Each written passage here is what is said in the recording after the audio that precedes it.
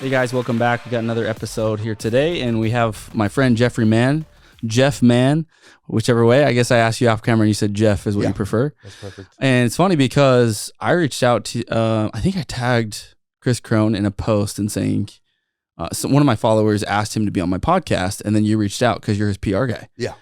And then we realized Brody Fawcett is a close mutual friend. I think you were around him in Vegas. So actually, or where was it? I served an LDS mission with his brother. Oh, that's what it was. That's right. I remember that. Yeah. Which brother? Zach. Yeah. Yeah. So anyway, we connected that way. We have a bunch of mutual friends, I guess, and I didn't even realize it, but you're living up in northern Utah. Yeah, I'm in Vineyard area. And this guy is connected to pretty much anybody in Utah and outside of Utah that's doing huge things with their personal brand, with their social media. I mean, you're around multi-millionaire, probably billionaires all the time. Yeah. You're flying on private jets. You're flying, literally, you're like spending almost more time in the air than on the ground. I know, tell me about it. So this is a guy that has a wealth of knowledge in that space. He manages probably the most well-known people. Chris Krohn, you recently started helping Jimmy Rex, Forbes Riley. And so this is a man that's well connected, and he's got a ton of value that he's going to offer today on this podcast episode. So if you want to become a better networker, if you want to be able to learn how to connect the dots to these big people and then grow a brand for yourself, this is going to be a good episode for you. So let's just start a little bit about you, man, because I know that you lived in, I think it was South Africa, Boise. Tell me about that story. So it's kind of a crazy story. So I was born in Maryland. I was adopted to Boise, Idaho when I was 3 weeks old. So grew up in Idaho. My dad did humanitarian work. So when I was 7, we moved to Zimbabwe. So moved to Africa for 2 years. I was baptized over there, moved back to Idaho, went to middle school. My 8th grade year, he was called as a LDS mission president. So he moved to South Africa for 3 years. So started high school there, shifted from playing football to playing rugby, loved it over there, moved back, graduated high school in Idaho, and then went down to Utah Valley in Utah. Yeah. Went to a semester of school, went on an LDS mission to Ghana, West Africa. So went back for 2 more years.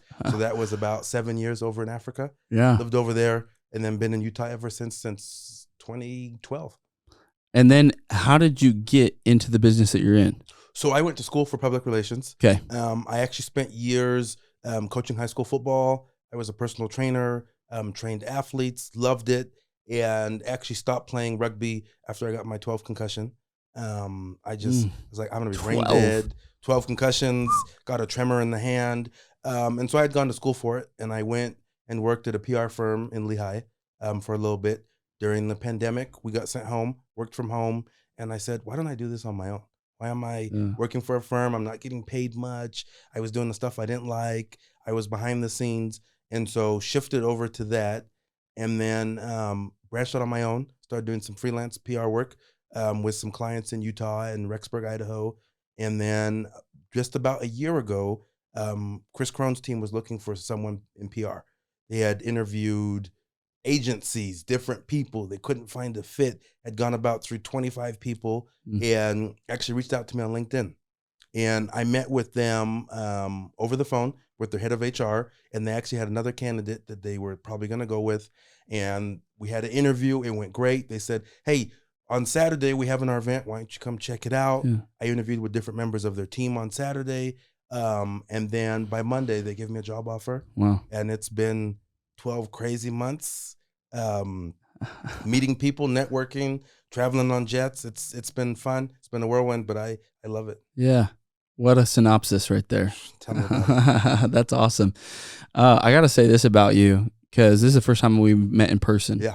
But we've talked over social media, on the phone, and Jeff is the kind of guy that I would say lives the just give principle, like the go-giver, if you will, that book. I've noticed that about you from day one. Like, there's so many people that are in your position that are so guarded. Yeah. Like, they won't talk. They kind of look down on you, or I'm high and mighty, and they try and take on the persona of the client that they represent. Exactly. Almost. And you have a different energy about you that's very attractive. When I say attractive, your energy brings people in.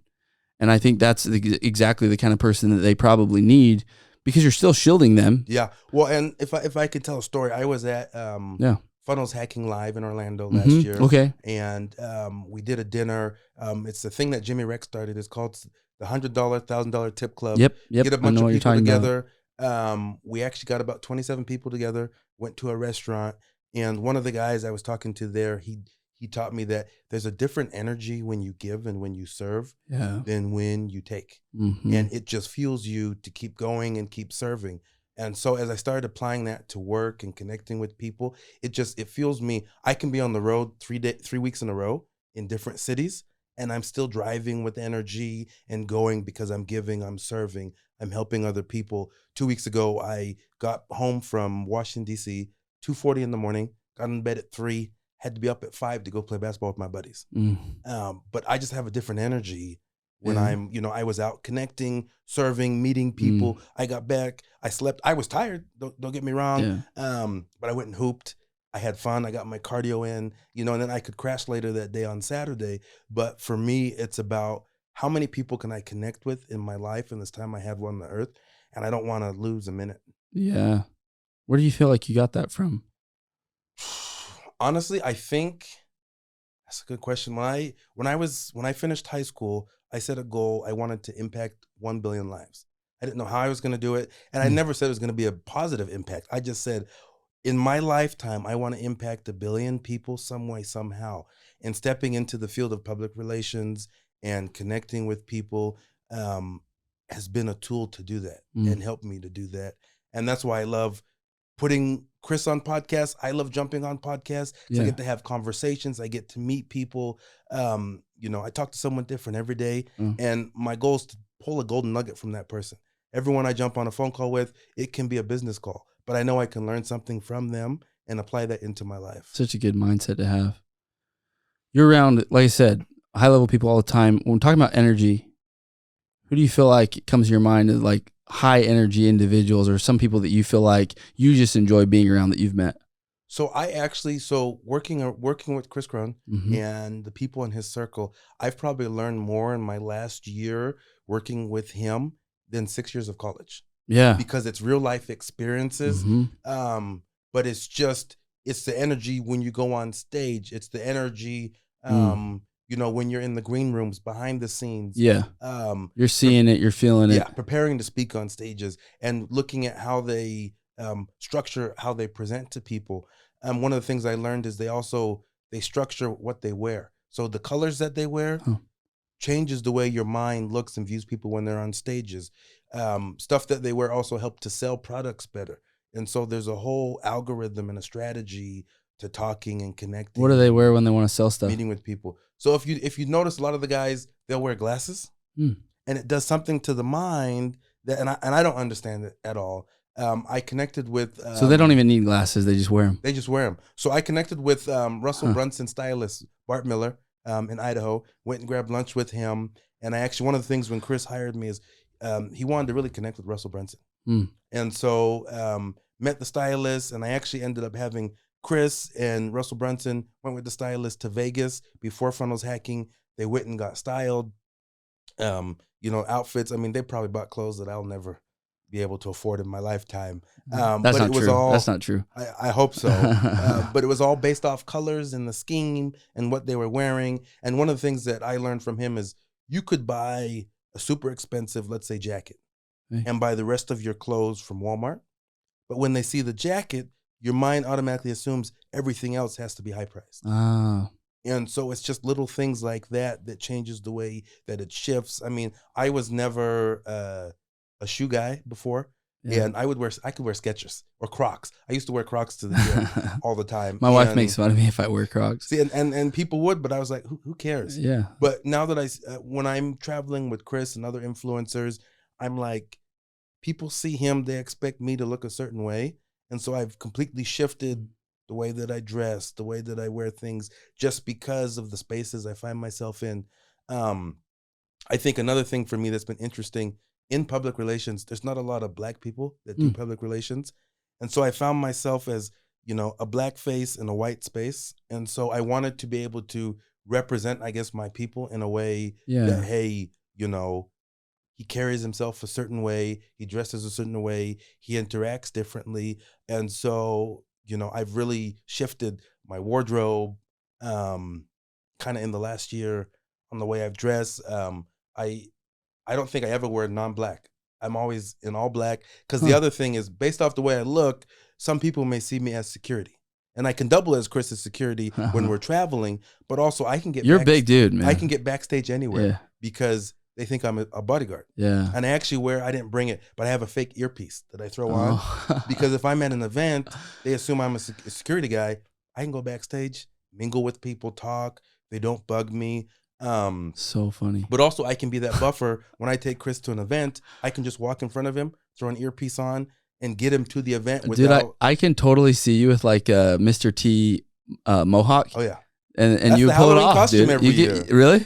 You could pull it off, dude. Like on your own. No fake hair at all. Well, and kind of the strategy behind it is, when I shake someone's hand and they can see a vein in the forearm, they can see a little bit of muscle, I want them to know I take care of myself, which means I'm going to take care of you. And it's all in, and that's something I learned from Andy Elliott. It's all in how you carry yourself and your persona. When they look at you, I used to be like, do I want to look like this? People are going to look at me different. I live in Utah. I already stick out already. Yeah. But I'm like, who cares? I'm like, let it be my advantage that, hey, if someone's focusing on me and they're staring at me, that means, hey, I got their attention. And now they're paying attention to me. That's so good. I think that we have this like unwritten Utah, and maybe it's just outside of Utah too, but we live in Utah. And it's like, don't be vain and dress nice and all these things. And it's like, well, then we look at people that are and we kind of like envy them or we're jealous or whatever. That doesn't serve you to feel that because that's energy. You're putting off jealous energy or negative energy. And on the flip side, does it help you? The way that you're explaining it is you're using it as a tool to help you get what you want. And to me, that's just playing the game. Yeah. Right? Yeah. And you should play the game. I'm of the opinion that business is a game. And you should play the game to the best of your ability. Yeah. Otherwise, why are you playing the game? Exactly. And so I love that. Kind of going with that though. So all these tips and tricks and things that you've learned, maybe name 3 individuals that you're just like, holy crap, they are impressive in every aspect. They bring an energy that I just love being around. They radiate it. Who comes to your mind? I think number 1 would be Chris Krohn. Just the energy that why do you say that? Because I feel like there's a little bit of like, and I like Chris, but I want to say I've heard in so many rooms, and I just kind of keep my mouth shut. They have a different opinion. They're like, hey, some of his stuff is a little crazy. And then I've heard people that know him personally like you, and they just absolutely love him, think he's amazing. Yeah. So you have personas. So you have the Chris Krohn, that's the stage. That people see him on stage. They see him on TikTok. They see him on YouTube, Instagram. But when you get to see him behind the scenes and understand he's a family man. I'll give you an example. His schedule for the week, he'll work Mondays. We film for YouTube, social all day Monday. Tuesday, he does some work from home. Wednesday is his day with his wife. Just him and his wife. They spend the day together. Yeah. Thursday, he does more work. Friday is his day for him and his kids. Saturday is his day. And then Sunday is God's day. And so he tries to work 20 to 25 hours a week. And so big family man, we don't work on Sundays. He goes to church every Sundays. He went to BYU, met his wife at BYU. They, graduated from there. So is it a strategy? Like he's trying to get on stage and be a little bit, just say some off the wall type things. Well, no. So it's his opinions and he believes in them. Okay. And that's the thing is I think so many people are scared to speak their minds. I'll give you an example. He did a video that went viral on TikTok that says, I don't do business with fat people. And what people didn't understand is they're like, is he fat shaming? That's offensive. I even had some employees that weren't happy with it. But what if you actually watch the whole thing, what you're understanding is what he's saying is, I don't do business with people who don't take care of themselves. Yeah. Because if you can't take care of yourselves in your day-to-day life, how are you going to take care of a business transaction? A business relationship, how you can take care of the company. And so what people take that first 10 seconds of what's being said on the video. Then they create their own opinion. Then they create their own opinion and then they run with it. Which happens all the time. It happens in my social media all the time. Like people, I'll put out posts and they like, especially religious posts, if I give an opinion on theology in the LDS church, and my opinion on something, people will take the first or one statement or two words and they'll run with it. I'm like, did you listen to the post? Yeah. Like, it's not what I'm saying. Yeah. You're saying something that's completely different. Like putting words in my mouth happens all the time. So it's cool to hear you say that because I feel like the people that know him personally really, really like him. Yeah. And think he's a cool guy. So Chris Krohn is one. Who's maybe two others? The next one I would say is Jimmy Rex. Okay. I just went to his documentary that he showed, and he's going to be releasing on his coaching group, We Are the They. Mm-hmm. And I actually met him when I was still doing personal training years ago. During COVID, I had a little warehouse gym where I trained, and I was able to train him during COVID and just spend 45 minutes to an hour with him every day and just learn from him. And he kind of talked about this idea and how he came up with the phrase, we are the they, and what he was doing. And just being able to see the lives of the men that he's changed through the coaching group is just, amazing. And his energy. In fact, I owe a lot to him. When I interviewed with Chris's team, I wanted to know who's a friend of Chris's that I could connect. And Jimmy and him knew each other. And so Jimmy actually sent a text on my behalf. That's cool. And so I've loved working with Jimmy and seeing him and just being around him because, he's made all this money in real estate and, gone all these amazing trips, but he wanted to be able to give that experience to other people, but also help to change their lives. Yeah. And so I definitely suggest when you get a chance, check out the documentary, just see the stories of the guys that he's, impacted and changed their lives. It's just big. So I think he would be the second person I would say. Awesome. Yeah, and then third, who would you say? Third person, female, infomercial, queen of pitch, I would say Forbes Riley. I connected her. She was speaking at an event for Ryan Pineda in Los Angeles. And so I had her come to lunch with Chris.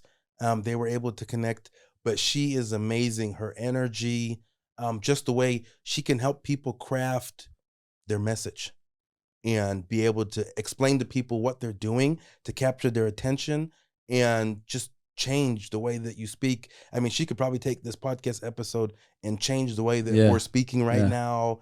So she's a speaking coach. Yeah, speaking coach. Yeah. She's deemed the queen of pitch. She's done 2.5 billion sales and infomercials. Lots of fitness products and different things. She was on like 24 and Full House. And so she's been an actress. But just spending time around her, because I've spent a lot of time around big, famous males. But she's one of the females in the space. I would call her the female Tony Robbins. That's, speaking on stages, trying to connect with as much people as possible. But just the time I've spent around her, it's helped me be able to kind of change my message, perfect the way I talk to people, and just the way to interact with people. That's so cool. You don't see that in college. No. Like you don't meet those kind of people because they're not in college and they're not teaching in college. So you're getting an education that, in my opinion, is the best. Yeah. And you're getting paid to do it. Yeah.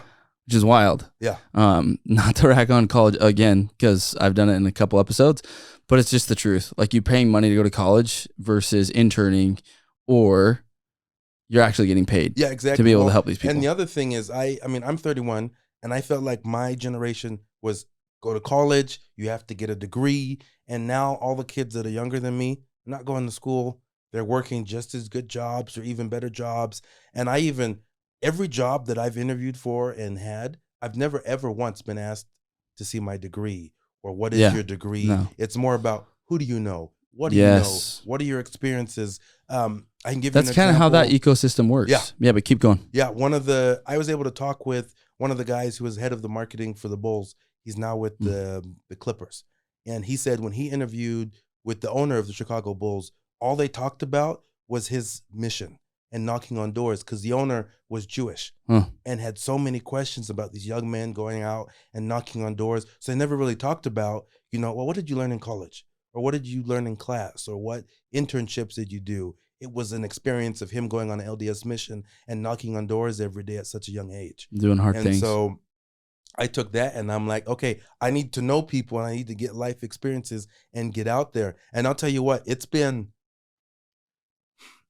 hard for me because also being around these celebrities, I find myself, of course you want to be awestruck. And I went with Chris out to Tim Tebow's charity gala. Yeah. And I'm sitting at breakfast and I have Mike Singletary's here, Vince Carter's here. Tim's getting an omelet over there. And these are celebrities that I grew up and I love. And of course, you want to get selfies with them and you want to talk to them. But then you realize, I'm here for business. And I'm here to connect. And as soon as you become a fan, you can't capture that person's cell phone. You can't get that relationship because they view you differently. Love it. Yeah, they don't like fanboys. Nope. And neither do I. And on a small scale, like if people come up to me or they treat me too much like a fanboy, it's like you just kind of put them in a different category. Yeah. And I'm not comparing myself at all. I'm just saying I've tasted a little bit of it, and it's just like it's not annoying. It's just like you could rob me of my time. Exactly. Because it's more of like a take versus add value. Yeah. You know, and how can we exchange value together? Exactly. Right? Yeah, if Chris were to sit down and talk to every person that wanted his ear, he would have Never no get time anything for done. himself, no time for his family. I mean, you should see the people that reach out to him about, hey, my dog needs surgery. Can you give me $2,000, $3,000? You know, everyone wants that quick money and that help, but they don't want to learn and understand what does it take to get to a place where you have money, where you can be financially free. They don't want to put in the work to, what does it take to get a business, to grow a business, to launch a business? They don't want skin in the game. And so that's the thing I've learned is that there's a path, there's a recipe that it takes to get there. I mean, it's like making brownies. You can make them by scratch, but if you don't have the recipe, it may not taste right. I said the same thing. And it's following that right recipe. Yeah. And I tell people, if you have the recipe, why would you change it? And that's so easy to look at it that way, right? Because like cooking brownies or making brownies, even from scratch, it's not that hard, right? Some people would argue that it is, that they screw it up, but it's really not. And if you just keep trying it, even if you're new to cooking, you'll figure it out eventually because it's just math. Yeah. And that's what I say all the time in business. You want to go find the best people in your industry, whatever industry you're going into, go interview them, become friends with them, add value to them, and then go read as many books as possible on that subject. Now you've educated yourself with the ingredients that it's going to take to make it happen. Exactly. I wish that we'd go more internship. I don't like the whole go to school and sit in a class and be bored, and the person that's lecturing, you really have no idea whether they're talking BS or not. And it's so mainstream, low level anyway. Yeah. If we switch somehow, and I don't think it'll ever happen in my lifetime, but even like, I will argue, even like being a doctor or getting your law degree or a dentist, if we had it more internship or where we could shadow, we'd have, in America at least, where people have access to it, we'd have better doctors, better dentists, better lawyers. If you're in there, let's say at 18, and you go and intern for 6 years versus 12 years and going to school for medical, you're going to learn so much more. Exactly. Actually what you need too. And I think it applies, those industries, but in everything. Because it's just a recipe. That's how everything is, no matter how complicated. No, I agree. So I'm curious now that you asked me, who are your 3 people that you would say high energy, impacted you, you try and follow? Well, I mean, pops in my mind right off the bat. Somebody that I believe, I know has high energy is Mitch Matthews. Yeah. We served a mission together 10 years ago. His energy is fun to be around when he's not pissed off. Yeah. Everybody's human. Don't go golfing with him. I hope he hears this. I've been golfing with him and he's been great. It's fun to see him in both, and he's a human. But one thing that Mitch has is he has high energy and it doesn't turn off. It does not turn off. He's passionate. He's a go-getter. He's driven, and he's connected with pretty much everybody. Yeah. Like, he's just a good networker. The second person I would say is Justin Prince. Okay. He has more of a calm, collected persona. Okay. But the dude's the real deal. There's a lot of people that get on social media or go on stage or whatever and they act the part. The dude is it. Like, he is who he says he is, and actually more. Okay. Like, his net worth in general is more than, he doesn't share it, but when you see him come home with Ferrari and the high-end Porsche and the nice boat, and he's got the $7 million house or whatever, like, it's a fraction. Yeah. The dude's legit. The other person that I like hanging out with, Brody Fawcett. Honestly, like, I would consider Brody one of my best friends, just because same thing, energy, but he likes to dream big. Yeah. And he has, like, for his age and where he's gone and what he's done is super impressive, him and Andrea. And also great connector. He's got, again, kind of more of a quiet, laid back persona about him. There's others, but if I'm going to name three, those are three people that I love to be around and connect with. And anybody that I didn't mention this listening to this, I still love you too. I had to get three. Yeah. So anyway, but I feel like what we're both saying is there's a ton of value in just being around that. Mm-hmm. You learn a lot. You like you said, you can catch a couple nuggets.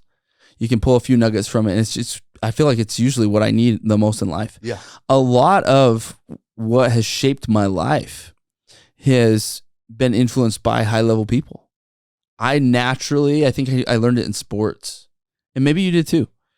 But I always wanted to find who was the best in baseball, or who was the best wrestler, or who was the best at football, and what are they doing? Yeah. What are they doing in the off season? Exactly. When are they drinking the protein? Like exactly. How much protein? Exactly. How long? Who's their trainer? Everything, because it's the same recipe. And I believe that once you can do something at a high level, like sports, it can transfer to anything else because it all is just a recipe. You go find the best person at it. I did this in college to get straight A's. It was like, go find the smartest person in the room. Yeah. What are they doing? How are they studying? Yeah. What books are they reading? Whatever, right? Mm-hmm. How are they taking the test? Mm-hmm. When you start to learn those hacks, you can be good at anything. Yeah. If you want to be good at that thing. I was golfing with the Iron Cowboy about a month ago, maybe a month and a half ago. And I just told him, we were in the same cart. And I was like, dude, I got to be honest. Like, a lot of people that I meet, I go, I could do that. Yeah. I could do that. I was like, what you did, 100 Ironmans in a row. I fall down social. I'm like, I don't know if I could do that, bro. Yeah. I don't know if I could do that. You know what his response was? He's like, you could do it. But here's the thing. You have to prioritize it, and then it's until when. Yeah. So it's like, it may take you 10 years, Eric, but you could totally do it, bro. 100%. You could totally do it. There's no doubt in my mind, like you just said, 100% you could do it. It's just, what are you willing to sacrifice? The question isn't whether you can do it or not. It's, what are you willing to sacrifice to get there? Exactly. Are you willing to follow the recipe? Exactly. No, I love that. Yeah, no, and that's the thing that I find myself doing is I go to the gym every day, and I consider myself to be decently in shape, and but I still have a trainer. Dude, I'd be scared of you. Hey, hi. You could if you were mad and you were coming at me, I'd be like, oh crap. That is actually the hardest thing that I've had to overcome is I have a very short temper.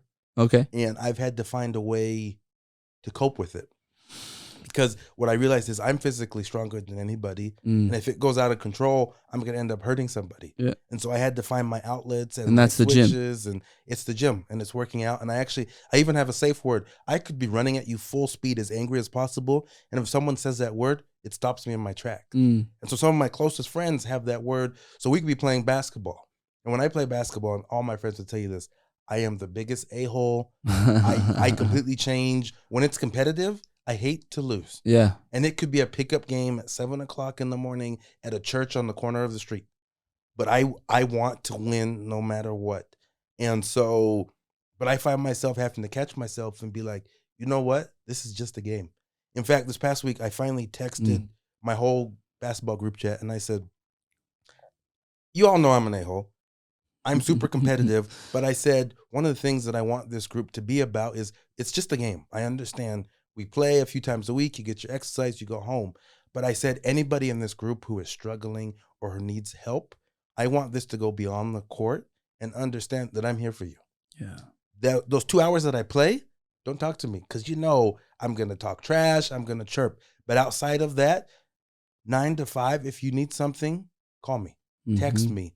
Let me be of assistance to help you, because our group, and it's fun for me, it's all of my friends who I've met. It's kids that I've coached in high school. It's kids that I've served missions with, that I've worked with, that I've met at the gym. And so you have guys who are 47 and kids who are 18, 17 that come and play. We've, kids from Africa, the Middle East, different religions, backgrounds. So it's this melting pot. And it's fun to me to see all the guys show up and play, but also I wanted to create some type of a brotherhood or a place, people, you're not going to get injured. You're not going to be looked at differently. Just come play, get your cardio in, go home, shower, go to work and get it done. Yeah. This isn't a Vasa or a big gym where, someone thinks it's the NBA finals and, they could injure you or a fight breaks out. It's a space where cardio can be done, but also you can make some business connections and make new friends and connect. I know several of the guys have formed friendships since then. And so that's my space. And it goes back to that giving and wanting to serve and understanding that, hey, I'm going to get up at 5 o'clock in the morning after an hour of sleep and open the church so you have a space where you can come play, get your cardio. All you got to do is show up and participate. And it's where I've been able to spend time with my friends because a lot of my friends are married, they have kids, but we get 2 hours in the morning before the kids wake up where we can go play basketball, we can talk, we can catch up, we can hang out. And that's where I've connected with some of my closest friends. Yeah. Yeah. I'm going to back up to one of the things you said, and it was, I hate to lose. This is something I want to point out to everybody. This is a key to winning. Your highest achievers hate to lose more than they love to win. Remember that. I was sitting in, this was 10 years ago, actually. I was doing summer sales. And the owner of, at the time, was Aptiv, or it was Altera, which is Aptiv now. The owner came out to Virginia and interviewed our whole team. I think we had maybe 15 guys, 20 guys, somewhere in that range. And he went around the room and had everybody raise their hand. He said, who here loves to win more than they hate to lose? And the majority of people rose their hand.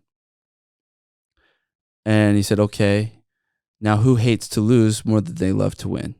I rose my hand, and so did like 2 others. Then he turned to our manager and said, who are your highest performers? And he's like, the 3 that rose their hand that said that they hate to lose.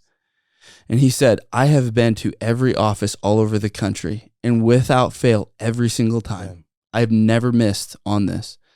The ones that hate to lose more than they love to win are your highest performers.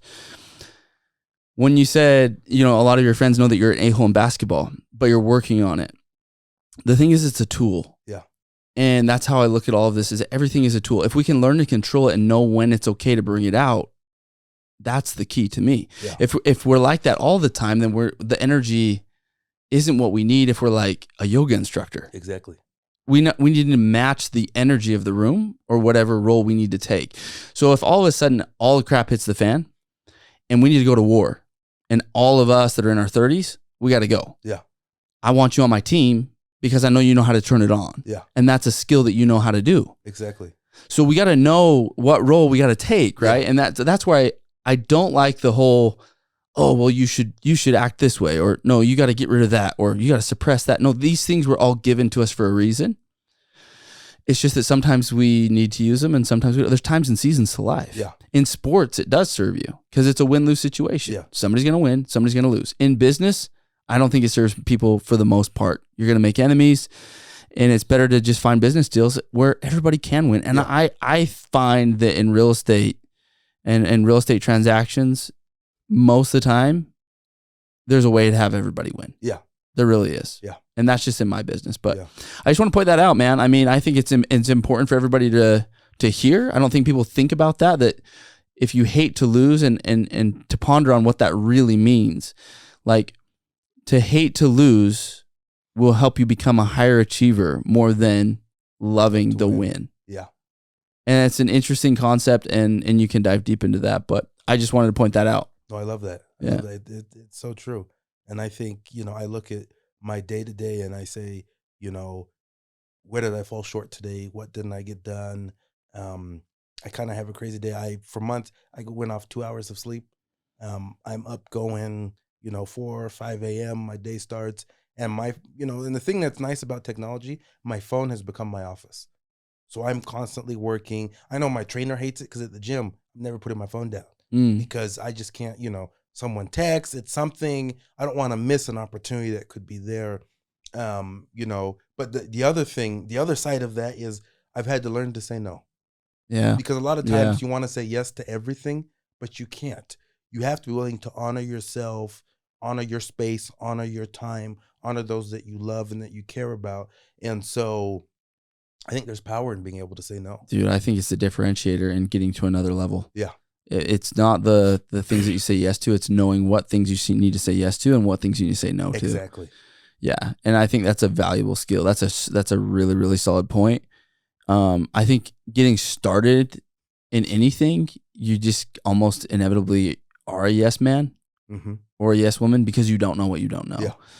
But as you start to sort it out and find your highest like income or like highest return activities, then you need to safeguard against the things that don't. Exactly. Right? The maintenance of your business, like hire that out and say no to it. Or like you were saying, where you protect Chris Krohn's time and some of these others' time, like people just want to hit him up. And I even have that, dude. Like and I'm not anywhere close to Chris Krohn, but I have people schedule calls with me all the time where they just want to take 15, 30 minutes. They ask me to go to lunch all the time. And I say, no, I won't go to lunches anymore unless it's like somebody that I'm trying to go chase or an old friend. Yeah. Because I'll go to lunch for an hour, maybe an hour and a half, but it was 30 minutes to drive there maybe or 20 minutes.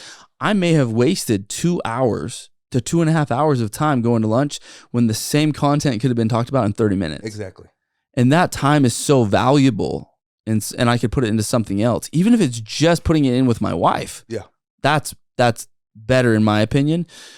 But you still want to try to give value where you can and you want to help people because somebody was willing to do that for us as we were getting going, right? And so there were some young college kids who were like, "Hey, Jeff, we want you to mentor us. We want you to work with us.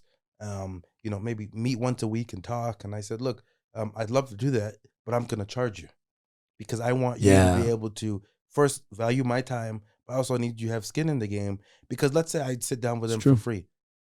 They don't have to show up. They have no skin in the game. They don't value it. And now I've set apart my schedule and this time block, and then they don't show up. And so I'm like, I said, I'm going to charge you, but hey, if you're not happy after we've met and we've worked together for this X amount of time, I'll give you all your money back. Because it's not about the money. It's me seeing that you're going to put the effort in to sit down, to learn, and to apply the things that I'm learning. And I forget who taught me this, but one of the things I did with them is I had them write down for an entire week everybody that they've talked about, that they had talked to, text, DM, phone call, email, whatever it is. And then I had them write 4 of their goals. And then I had them write on the list, and everyone in that last week who they talked to, how many people from that list helps them hit their goals. And they would write down 60 some people, and there's maybe only 2 people on that list that help them hit any of their goals. And I said, maybe you need to shift who you find yourself talking in day to day. Yeah. Because if these are really your goals that you want to hit, then you need to be talking to the people that will help you hit those goals. Right. And maybe you got to start reaching out and DMing the right people that can help you on that path to hit those goals. But it's just an interesting outlook for them to see and be like, wow, I'm spending a lot of time talking to people that don't help me do anything. Yeah. That, and maybe a friend that just wants to play video games. And yes, your friends want to hang out with you and stuff. But if these are your goals and you're trying to hit them and achieve them, then you need to bring those people in your life that can be friends, but also friends that will help you also build your goals. Yeah, and I look at it as like, do they drain your battery or charge your battery? Like sometimes there's activities that don't relate or correlate at all, and all it does is charge my battery, and I get excited and vibrant and like my energy. I'm in a good mood. Yeah, and it's a stress relief. Like that is still valuable, right? Yeah. And so, but if it's not intentional, then it can steal your time. Exactly. As long as it's intentional, it has time block, and you block it out. You schedule it, then I think it's fine. Yeah. And what we're not saying is be an a-hole to people and we're not saying any of that. We're saying know who you want to surround yourself with to be able to help you win. Yeah. Because you hate to lose. Yeah. I guess what I'm saying. And it's the phrase, show me your crowd, I'll show you your future. Yeah, for sure. And it's who you're going to become. Exactly. Dude, that is the most true statement I found in business. It sounds so cliche, but I wish people would just actually dive into, but who do I really hang out with? Yeah. Like we say it all the time, like, oh yeah, show me your friends, I'll show you your future. Show me your top 5. And like, if you're hanging out with 5 millionaires, you'll be the 6th. And if you're hanging out with 5 people that are broke, you'll be the 6th. Like they don't even look at the people that are really in their life, dude. They don't really take a deep dive. Like, who do I text the most? Yeah. Who am I around the most? What groups am I around? The Cub Scouts, or I'm in Relief Society all the time with people that are low. Like, where do I spend my time? Because the things that you value, in my opinion, are the things that you spend money on, your time, and your energy. Yeah. And where are you spending those three things? That's what you value. Don't tell me you value something or somebody and you're not spending any of those three things on that person or that place or that thing. Exactly. You don't value it. You think you do. Exactly. I think we all need to take a self-assessment. Mm-hmm. And it's continuous, right? Like, dude, my 6 months ago, I may have been hanging out with, and my life looked like a lot different. A year ago, I know it did. Yeah. 2 years ago, for sure. 3, 4, 5. Like, life is constantly evolving and changing. So we always have to have that in our mind. Yeah. Of who's around me. Yeah. No, Am I leveling up? And I've had to, in the last year, there's friends that I have who I said, great person and stuff, but we just don't gel anymore. Yeah. We're on two different paths, and I just, I respect you. If you need something, reach out. I'm never going to ignore you, but I'm not going to make an effort to spend time with you because what you're doing is not what I want to do or what I want to achieve in my life. And so I've even had to shift my friend group. And I also, the biggest thing I saw this last year is working with Chris. It showed me who my true friends are. Yeah. Because I had friends come out of the woodworks who suddenly wanted to be friends with me because they saw the people I was interacting, the things that I was doing. Someone sees. But then they're vampires, right? Like they just want to extract the value. They see you on a private jet, and you can feel it right off the bat, and you're like, you're automatically like kind of repelling that energy away from you because you're like, I know what you're about. I went to the Limitless event last week that had Gary Vee, David Goggins, and you should have seen the text I got that morning. Suddenly, Jeff, what's up, buddy? We should do lunch sometime, everything. And then, a few minutes later, could you get me in with you today? I totally know what you're talking about. Tickets. And I was just like, you're a snake in the grass, dog. And because I could see it. And I just, it showed, okay, I got to protect who I allow into my life. And I'll tell you what, flying private on a private jet is amazing. It's quick. It's easy. It's like a time machine. What people don't get is I'm not on vacation. You're working. I'm taking an influencer somewhere to do business, to speak on a stage, and making sure, hey, his business does some type of revenue or he connects with somebody there. And so I'm planning a whole day that has to be structured. I'll give you an example. I took Chris to Las Vegas, and we did it was called Podcast Mania. We landed. I had 20 minutes to get him to his first podcast. We did 2 podcasts. We did a lunch with Ryan Pineda. They connected, awesome lunch. Went and did 3 more podcasts. Did a dinner with Sean Kelly in Vegas that night. His podcast, Digital Social Hour, he's got 14 million followers on his social. And then we, straight from dinner, I had 20 minutes to get back to the plane and get back to Utah so everyone could be back in their bed. And the thing people don't understand is I have to structure the whole day, the routes, where we're driving, how the driver takes us, the lunch, the dinner, and make sure we hit all the time windows. I have to be able to stop a podcast and be like, hey, it's time. We got to get to the next one, but make sure everything goes off smoothly. And the fun thing for me is Chris, when we travel, he'll bring one of his kids with us. And so we want to make that an experience great for his kids, but also we'll bring guests who get to come shadow him for the day. So not only do I need to make sure that we do our business, we connect, but also I got to make sure that our guests have an experience and they enjoy that day. We were in California and we spoke at WealthCon, went and met with Robert Ravani. He had a house called The Castle, beautiful Beverly Hills mansion. We went and did dinner there, and so we had this window. And in my mind, I'm like, let's go do business. Who can we go connect? And Chris had his daughter and one of her friends, and he's like, we need to do fun. So we had a vote in the car. How many people want to do business versus, fun? Well, I'm the only one who's like, business. And so we got tickets. We went to Universal Studios. And our goal was we had 2 hours to hit as many rides as possible. And so we're sprinting, ride to ride, jumping on, having fun. And what people didn't know is Chris was 3 weeks out from a bodybuilding show. Almost no energy left. So I have snacks in my pockets and beef jerky, and I'm trying to get him energy so that we can get to, the Harry Potter ride, Jurassic Park, all of these. But then also at the same time, I have to be texting the pilot to be like, okay, we're leaving at this time. Right. The jet needs to be ready to take off. And what people don't know about private is there's a window. And if you miss that window, you have to stay overnight because the crew can't fly. They have to rest and sit for X amount of time. So I had to get us back by 9 to get on the plane and get in the air. Otherwise, I now have to get a hotel for everybody and we have to stay overnight.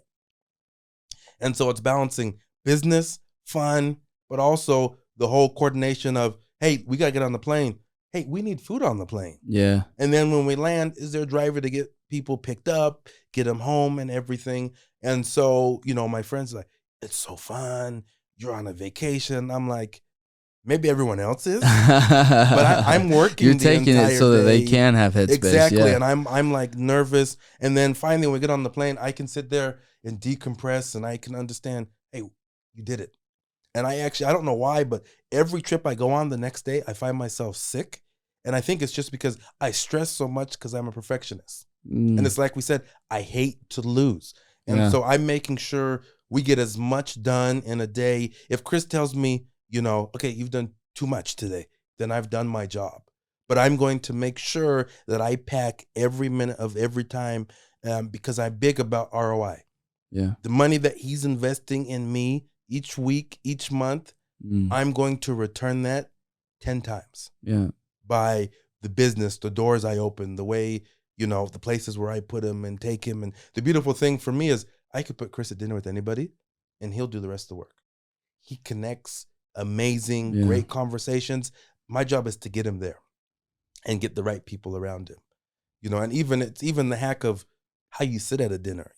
What's the structure of the table? If it's a rectangle, you only want a certain amount of people there. Is it circle, then you can have more people there. Because if you have a long table with 20 people, there's no way you're going to connect with people at the other end. Yeah.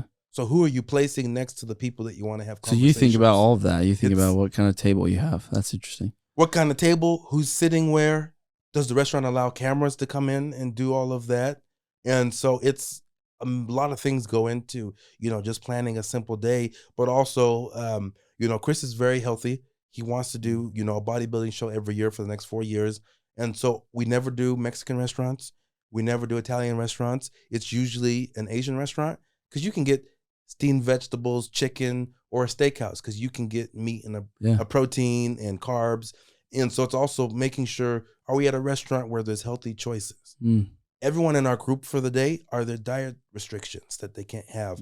I remember we were at a restaurant, super nice steakhouse in Las Vegas, and all Chris's son wanted the entire day was a pizza. And I went up to the restaurant. I said, look, you're going to have a pretty good bill when we sit down and eat here, but I'm going to order in a pizza for his son.